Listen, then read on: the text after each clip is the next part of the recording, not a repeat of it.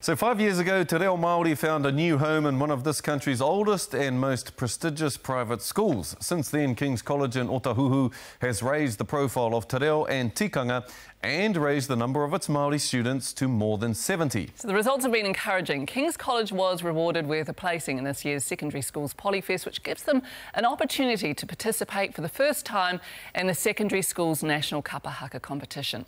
Old boy Hikurangi Jackson revisited King's to see how much Te Reo and tikanga has taken root in King's College.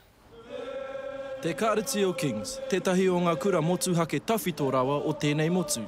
Engari mai te tau 1890 kua puta he rereke. I tōna wā he kura mo ngā tāne anake.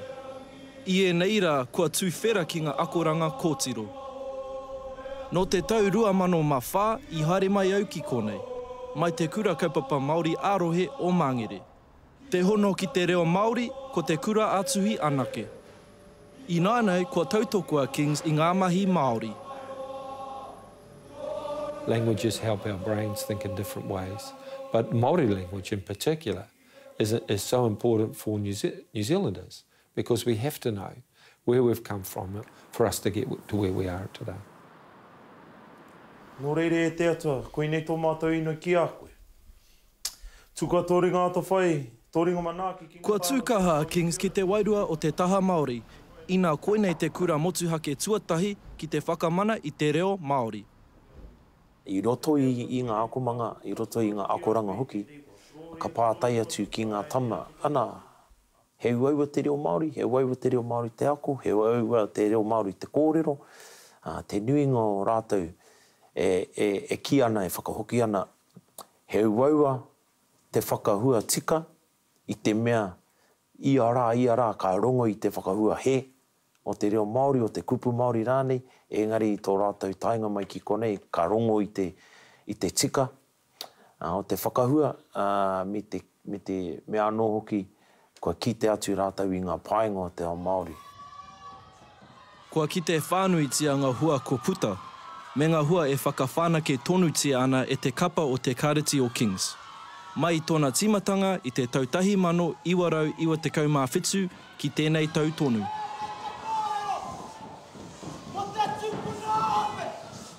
Twisted a few arms of students and we put together a group. It wasn't a big group, we had about 32.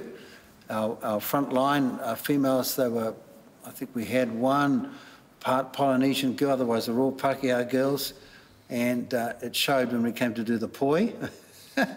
But it was great. The response of our community, King's community, was hugely positive.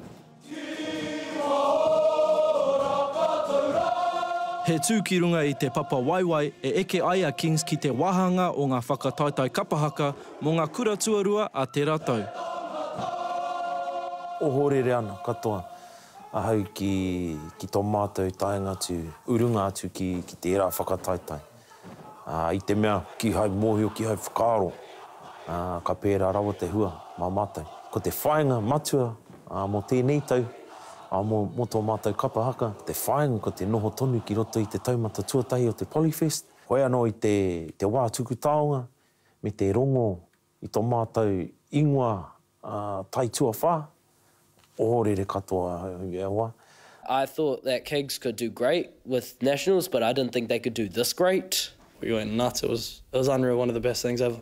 I just want everybody to be able to get an understanding of Mō Lincoln Savage, he uri no tūwhare toa ki Kawerau, he maharahara anō I te timatanga ki te ako ki konei, engari kua mimiti. I āta noho au, I āta whakaaro au, mena ko tēnei te wāhanga, te wāhitika, mōku mo tōku whānau. Nā runga anō I taku pōhe te kaha hoki o te kakiwhero. Ko ira hoki o ku whakaaro. Te hitori o tēnei kura, he kura Pākehā, he kura whairawa, nō reira tino ā wanga au ki tēnā mahi. Engari, I taku tainga mai ki konei, me taku uru ki roto I te kura, he tino rereke te tirohanga. Ko ki te atu nei, I te hunga kaiako, te nui o hoki o ngā kaiako ka mea mai ki au, kua tai te wā. Ko tēnei te wā tika me uru te reo Māori ki roto I tēnei kura. Tērā anō tētahi taha o tēnei kura I wanga I te hapuri. We are a Christian school. We talk in chapel a lot about caring for our neighbour. And it occurred to me that it wasn't much point standing up there and talking to the students about that if we didn't actually put it into practice. I have to say, being here in South Auckland, there is huge need on our back doorstep.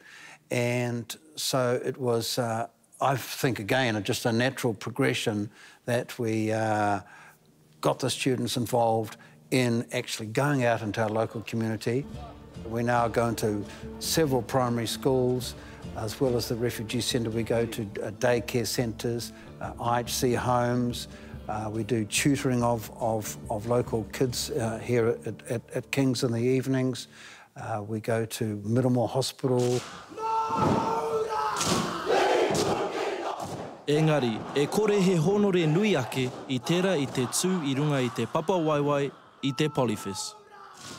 And I think it's just part of King's College, always trying to do the best at everything they take part in. Tino hi kaka ana te kapa, ngā tama.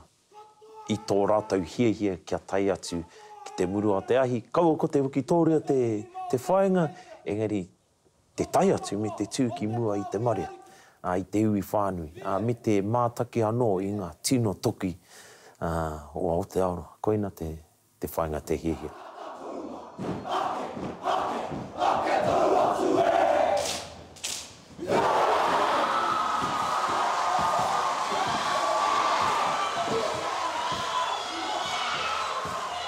So all the way through there, we were talking about our kids and we were going to send them eventually. I have to say, I feel really proud of Kings for making te reo compulsory. That's so cool. Yes, and Lincoln's doing a fantastic job out there. Tangata hu Māori, Lincoln, very humble chap. And you can see that going through with the kids as well, you know. It's just filtering down from him and into the kids, and they've got a very humble attitude, you know. That Kapa Haka lineup. I mean, look at how they feel about getting to nationals. It's just like we want to see all the other teams and see what they're like and get the buzz, get the vibe. Actually, we've been talking about Kings for our son, but, you know, that's a little while off yet. But, well, it is, isn't it? Yeah. But you never know. It's in the mix, eh? It's in the mix. Yeah. It's in the mix. Nice. Hopefully, if they'll accept us, of course.